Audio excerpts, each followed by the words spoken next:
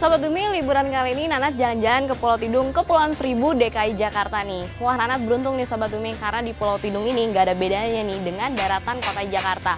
Listriknya ini udah 24 jam. Ini semua berkat dari aliran listrik yang dihantarkan dari kota Jakarta ke Pulau Tidung ini lewat jaringan bawah laut sampai akhirnya ke gardu listrik yang di belakang Nadia ini.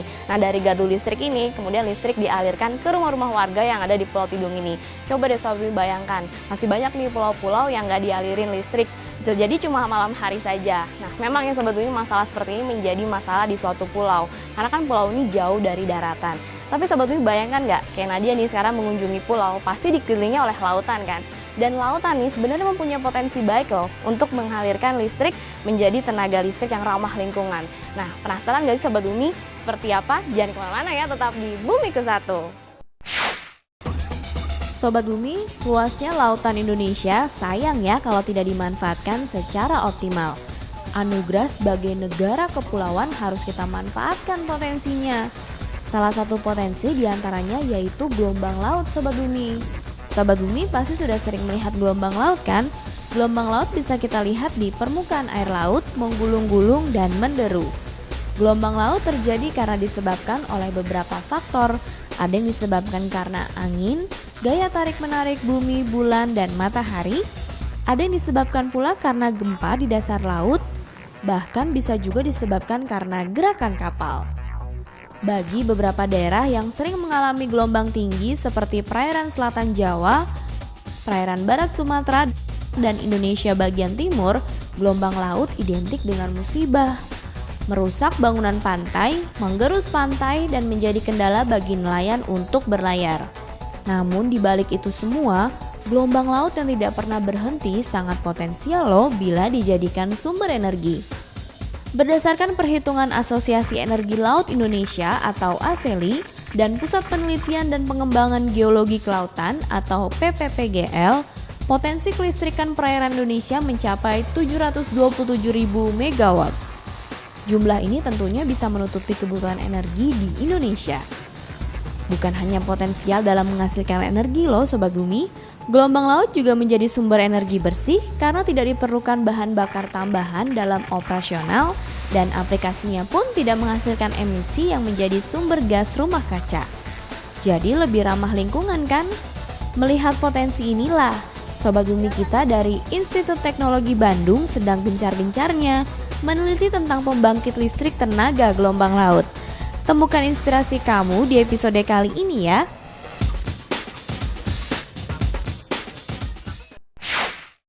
Sobat Bumi, di belakang Nadia ini adalah gardu listrik tempat menyimpan mesin-mesin diesel nih yang dulu dipakai oleh warga Pulau Tidung untuk menghasilkan listrik.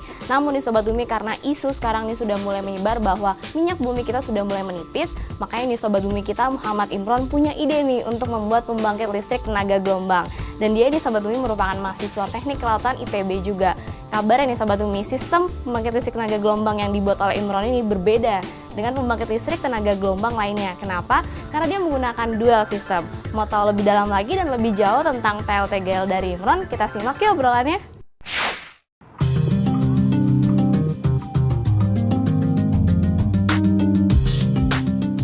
Perkenalkan, nama saya Muhammad Imron, salah satu mahasiswa teknik kelautan ITB. Di sini saya memiliki proyek dual sistem pembangkit listrik tenaga gelombang untuk mengatasi krisis energi di Indonesia.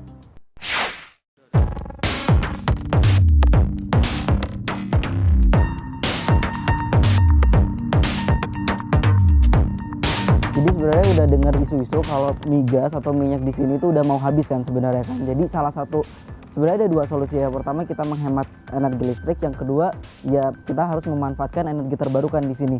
Sedangkan kita tuh di sini negara Indonesia yang mana negara maritim, yaitu kebanyakan wilayah yang ada di Indonesia itu adalah laut, dan salah satu energi terbarukan yang dapat kita oleh yaitu pembangkit listrik tenaga gelombang.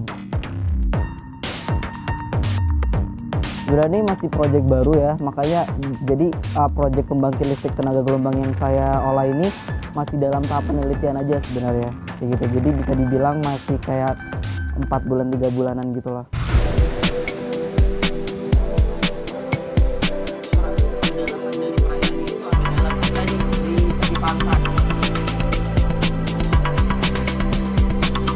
Sebenarnya untuk kriteria gelombang laut sendiri itu sebenarnya bisa apa aja, asal dia memiliki, pasti gelombang laut itu memiliki tinggi gelombang dan periodenya tertentu kan.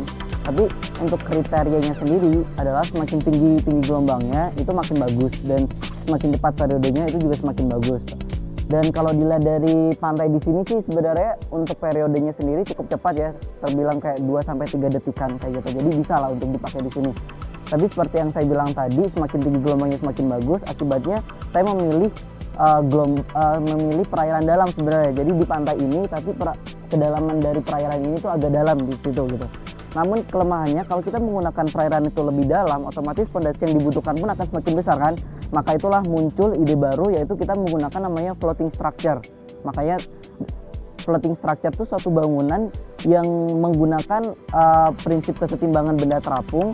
Dia nggak bakalan ke bawah arus, soalnya dia diikat sama semacam kayak steel, tapi yang kayak tali tapi bahannya dari steel kayak gitu. Jadi tidak steel itu baja. Nah kayak gitu. Jadi berbeda sama oscillating water column yang pondasinya sampai ke bawah dan menggunakan baja, akibatnya menggunakan sedimentasi yang banyak dan merusak lingkungan. Jadi kita menggunakan prinsip floating structure itu tadi. Untuk pembangkit listrik tenaga gelombang laut sebenarnya sudah digunakan di Bali, dan itu menggunakan prinsip ya tadi oscillating water column itu tadi kayak gitu. Kalau yang saya baca dari yang Bali itu tadi itu masih dalam tahap penelitian dan tahap pembuatan prototipe. Sedangkan tadi sudah disinggung bahwa pembangkit listrik juga bisa menggunakan pasang surut kan. Dan kita di sini ada satu perusahaan namanya Tifal. Tifal ini satu perusahaan BUMN yang bergerak dalam pembangkit listrik tenaga pasang surut atau arus surut tadi. Kalau saya dapat informasinya sebenarnya itu benar-benar di Indonesia. Sebenarnya perusahaan pembangkit listrik tenaga pasang surut itu tadi itu sudah diterapkan di berbagai negara. Tapi dan ada beberapa perusahaan yang menerapkan. Tapi kenapa perusahaan tersebut tidak bisa diaplikasikan di Indonesia? Karena kecepatan dari pasang surut di Indonesia itu hanya 2,5 meter per sekon. Dengan turbin yang mereka buat, yaitu turbin yang dibuat oleh perusahaan asing seperti Portugal, itu tidak memenuhi, tidak bisa dipasang di Indonesia karena kecepatannya masih sangat rendah. Makanya muncul perusahaan Tifal ini tadi dengan inovasi bentuk turbin tertentu, dia dapat berputar sedemikian rupa dari kecepatan yang kecil itu tadi atau 2,5 meter per sekon itu tadi. Dan ini sudah dibangun di beberapa daerah di Indonesia, Bali salah satunya.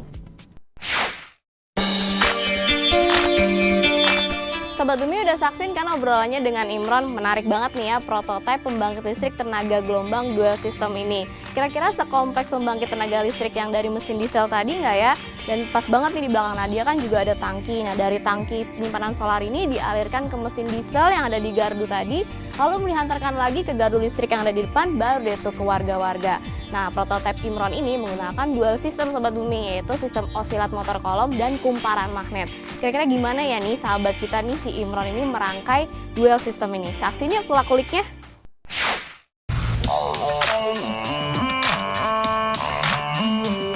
Di sini saya akan mencoba menjelaskan terkait cara kerja dari dual system pembangkit listrik tenaga gelombang ini. Yang pertama, sesuai dengan namanya, pembangkit listrik tenaga gelombang ini terdiri dari dua sistem. Sistem yang pertama yaitu oscillating water column, dan sistem yang kedua yaitu kumparan magnet. Saya akan menjelaskan tentang oscillating water column dulu. Di sini kita ada pelampung, yang mana nanti pelampung ini akan bergerak naik turun sesuai dengan naik turunnya gelombang atau permukaan air laut. Dan di sini bakalan ada turbin.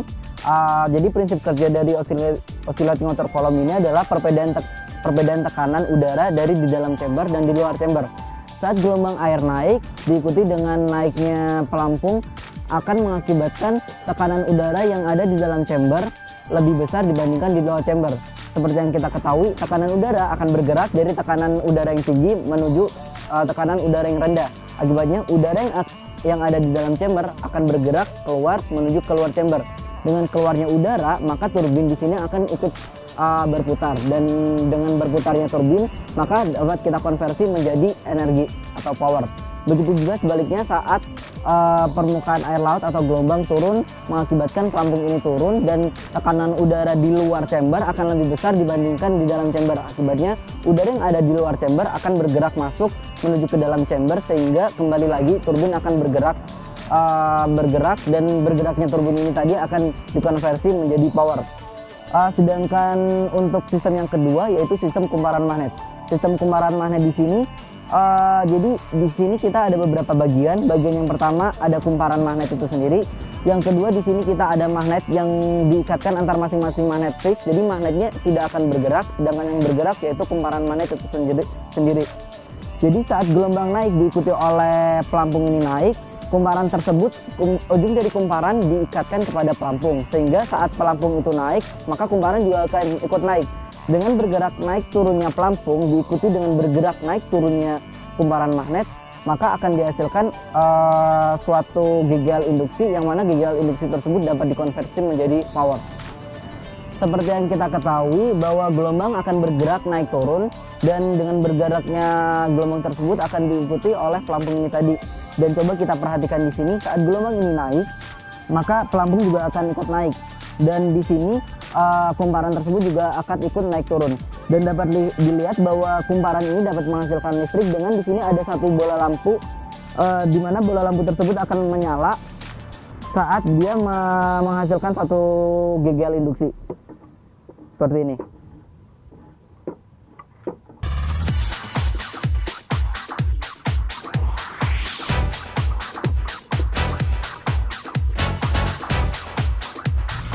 Untuk keunggulan desain ini adalah yang pertama kita mencoba untuk menggabungkan dua sistem, artinya dengan space yang biasa digunakan untuk satu sistem yang umpamanya oscillating water column itu sudah diaplikasikan di Bali dan dapat menghasilkan kira-kira 60 watt dalam satu hari, sedangkan pada sistem ini bisa menghasilkan lebih dari itu. Soalnya kita menggunakan satu sistem yaitu oscillating water column menghasilkan 60 watt, sedangkan itu belum memperhatikan dari power yang dihasilkan oleh GGL induksi. Otomatis hal ini akan mengakibatkan pada satu space ini menghasilkan energi yang lebih besar. Itu keunggulan pertama. Yang kedua, seperti layaknya energi terbarukan lainnya, ini merupakan suatu energi, terobosan energi yang ramah lingkungan. Dan yang ketiga, tidak menghabiskan space banyak. Sedangkan kelemahannya ini adalah kelemahan dari penggunaan GGL induksi. Jika mengalami suatu kerusakan, maintenance yang harus dilakukan itu cukup lama. Kenapa? Karena kita harus membutuhkan diver untuk membongkar dari kumparan ini sendiri, dan kita juga harus menganalisa. Maintenance-nya intinya bakalan lebih ribet dibandingkan prinsip-prinsip lainnya, seperti itu. Sobat Bumi, penggunaan gelombang laut sebagai sumber energi sebenarnya bukanlah hal yang baru. Sejak abad ke-18, energi gelombang laut sudah dimanfaatkan oleh seorang kebangsaan Prancis yang bernama Girard. Selanjutnya, pada tahun 1919, Beauchaux-Prosecuy yang juga berkebangsaan Prancis memanfaatkan energi gelombang laut sebagai penerang lampu rumahnya. Beauchaux merupakan penemu teknik oscillating water column atau yang disebut juga teknik osilasi kolom air. Teknik ini masih populer diterapkan untuk pembangkit listrik tenaga gelombang laut. Begitu pula Sobat Bumi, di tahun 1950-an, seorang peneliti dari Jepang bernama Yoshio Masuda juga menghasilkan ratusan pembangkit yang ia gunakan sebagai penerang. Semua teknologi ini kurang mendapat respon karena sumber energi fosil yang masih sangat berlimpah. Barulah setelah terjadi krisis minyak pada tahun 1970-an mendorong para peneliti untuk mengembangkan pembangkit listrik tenaga gelombang laut. Hal ini pun terjadi di Indonesia, yaitu Samri Syaf menjadi orang pertama yang menemukan pembangkit listrik tenaga gelombang laut dengan sistem bandulan. Pembangkit ini menggunakan ponton yang ditempatkan mengapung di atas permukaan air laut. Ponton akan bergerak mengikuti gelombang laut, sehingga sistem bandulan akan ikut bergerak mengikuti alur gelombang. Gerakan inilah yang dapat dikonversi menjadi energi listrik. Menurut perhitungannya, untuk laut seluas 1 km persegi, energi yang dapat dihasilkan sekitar 20 MW. Jumlah energi ini dapat digunakan untuk menerangi kurang lebih 40.000 rumah tangga. Sangat potensial kan? Sobat Bumi, sudah terinspirasi menciptakan sumber energi bersih seperti energi gelombang laut? Yuk ciptakan dan aplikasikan energi bersih versi kamu.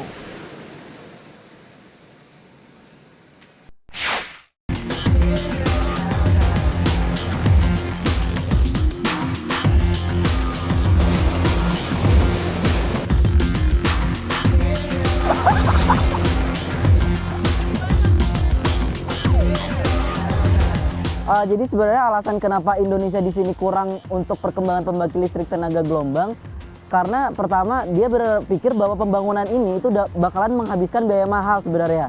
Tapi kalau dibandingkan, jadi kita di sini masih menggunakan migas ya. Penggunaan migas ini tadi itu dibutuhkan satu infrastruktur namanya platform. Dan otomatis untuk pembangunan platform itu tadi itu juga menghasilkan atau membutuhkan biaya yang besar. Nah, stigma masyarakat di sini masih kenapa kita harus menggunakan energi terbarukan sedangkan kita masih memiliki migas. Itu sih sebenarnya pemikiran yang kita harus rubah sebenarnya. Jadi kalau menurut saya solusinya adalah pemerintah jangan hanya berpikir untuk menghabiskan migas yang ada di dalam laut, tapi memanfaatkan biaya-biaya yang untuk pembangunan infrastruktur anjungan lepas pantai itu tadi untuk riset dan pembangunan pembangkit listrik tenaga gelombang kayak gitu. Jadi sebenarnya masih masalah stigma sih sebenarnya kayak gitu.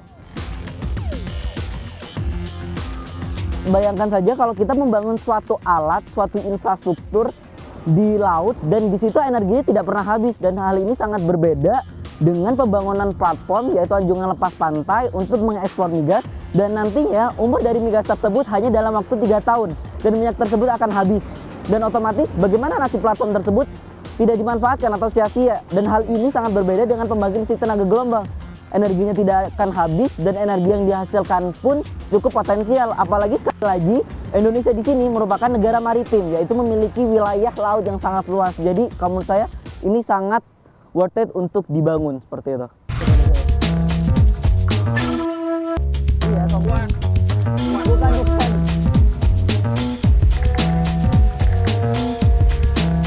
John Krete.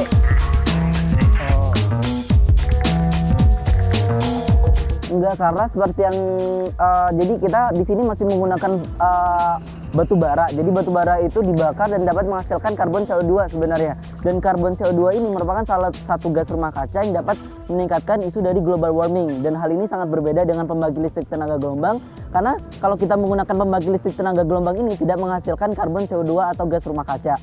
Dan ditambah lagi di sini menggunakan prinsip floating structure, berbeda dengan penggunaan beton. Jadi beton itu dapat merusak ekosistem laut, karena nanti kalau terjadi pengikisan dari beton tersebut atau pengkaratan, jadi bakalan merusak ekosistem dari laut itu sendiri. Dan di sini menggunakan floating, menggunakan baja, dan baja tersebut kalau terjadi namanya marine growth atau dikelilingin oleh lumut, bakalan menimbulkan suatu ekosistem baru bahkan untuk ikan-ikan itu sendiri sebagai sumber makanan ikan-ikan kecil seperti itu. Sobat Bumi, Sobat Bumi, dari tadi nih Nadia berdiri di pinggir Pulau Tidung ini, tapi di sini anginnya nih kurang besar nih Sobat Bumi. Berbeda nih di berita lingkungan kali ini, karena di Kepulauan Falkland potensi anginnya ini cukup besar sehingga dimanfaatkan oleh masyarakat di sana sebagai pembangkit listrik tenaga angin. Dan kabarnya Sobat Bumi, Kepulauan Falkland ini dinobatkan sebagai kepulauan yang ramah energi. Seperti apa berita lengkapnya? Saksinya di segmen berita lingkungan yang satu ini. Sobat Bumi, masih ada lagi nih info mengenai sumber energi bersih yang pastinya akan menginspirasi Sobat Bumi di rumah. Simak infonya ya. Kalau Indonesia sebagai negara kepulauan sangat potensial mengembangkan potensi gelombang lautnya, berbeda nih halnya dengan Kepulauan Falkland. Kepulauan Falkland merupakan kepulauan yang terletak di sebelah selatan Laut Atlantik. Untuk mencapai kepulauan ini, Sobat Bumi harus menempuh jarak sekitar 480 km dari pesisir pantai Argentina, 1080 km dari barat Pulau Shark, Georgia Selatan. Karena letaknya yang jauh inilah, Kepulauan Falkland lebih dikenal sebagai kepulauan terpencil di dunia. Tapi itu dulu Sobat Bumi, karena sekarang kepulauan ini dikenal sebagai kepulauan dengan sumber energi hijau. Energi hijau di sini maksudnya adalah energi yang ramah lingkungan. Setelah berpuluh-puluh tahun bergantung pada import bahan bakar untuk kebutuhan energi, kini kepulauan ini mulai mandiri loh, yaitu memenuhi kebutuhan energinya dengan memanfaatkan potensi angin. Berawal dari tahun 2007, 3 buah turbin angin dibangun di wilayah yang tak jauh dari ibu kota Port Stanley. Turbin angin ini mengalami modifikasi karena belum terlalu kuat menahan dan menyimpan energi dari angin besar di kepulauan ini. Akhirnya Sobat Bumi kini berdiri 5 buah turbin angin yang kokoh dan mampu menyediakan 73% kebutuhan energi di kepulauan. Glenn Ross, kepala pembangkit listrik di kepulauan, mengatakan kalau turbin angin ini sangat membantu dalam ketersediaan energi. Secara tidak langsung, dengan menggunakan turbin angin ini maka emisi karbon dapat dikurangi. Setiap 17 kW energi yang dihasilkan turbin angin sama dengan menghemat penggunaan 1 galon bahan bakar diesel. Nah, Sobat Bumi, kita juga bisa loh dikenal sebagai kepulauan dengan sumber energi hijau. Banyak kan potensi sumber daya kita yang bisa dikembangkan, tinggal bagaimananya nih kita sebagai anak muda selalu berkreasi dan jangan lupa diterapkan juga inovasi karya kamu. Ditunggu loh.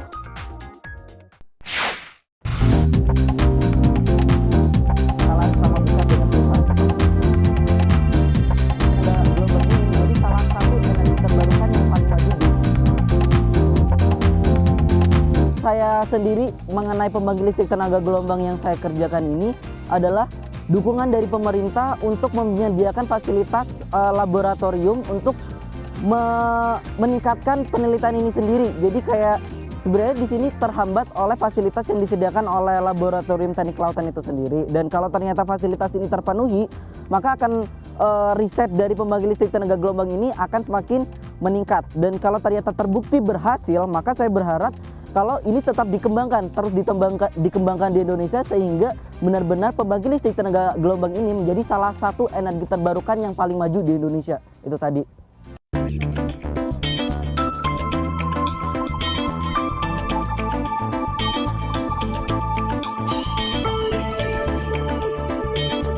Saran saya buat Sobat Bumi, jadi tingkatkan terus, pertama sadar dulu sih sebenarnya kalau kita sebenarnya negara Indonesia, negara maritim, kita memiliki wilayah laut yang banyak. Jadi coba dieksplor lagi apa yang bisa kalian ambil dari potensi yang sudah diberikan Tuhan kepada kita. Yang pertama itu. Yang kedua, kalian setelah mendapatkan ide, tolong langsung diriset atau lakukan riset sehingga ide kalian tersebut dapat terwujud.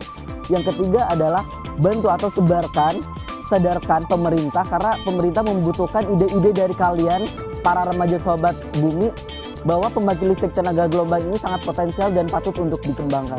Saya memilih pembangkit listrik tenaga gelombang ini untuk membantu menurunkan isu dari global warming, dan saya harap Sobat Bumi juga memiliki ide-ide yang dapat menurunkan atau meningkatkan ekosistem yang ada di Indonesia ini, terutama ekosistem laut seperti itu. Sobat Bumi, walaupun hanya prototipe nih, tapi inovasinya oke banget ya. Semoga nih Imron bisa mewujudkan mimpinya dalam mengembangkan pembangkit listrik tenaga gelombang dual sistemnya ini. Karena dengan cara ini Sobat Bumi, kita juga bisa menghemat nih cadangan minyak bumi di negeri kita, dan pulau-pulau nih yang masih kurang dialiri listrik bisa teratasi. Nah, kira-kira Sobat Bumi di rumah ada ide lagi nggak nih untuk sumber energi tenaga terbarukan lainnya? Kalau Sobat Bumi di rumah ketinggalan nih berita di episode Bumiku 1 kali ini, tenang aja. Follow aja Twitter Bumiku 1 di @bumiku1.tv dan komennya juga ya. Dan saksikan terus episode-episode menarik lainnya dan pastinya nggak kalah seru nih hanya di Bumiku 1 setiap minggu jam 15.30 pastinya hanya di Dai TV. Kalau gitu Nada pamit dulu ya Sobat Bumi, sampai ketemu minggu depan.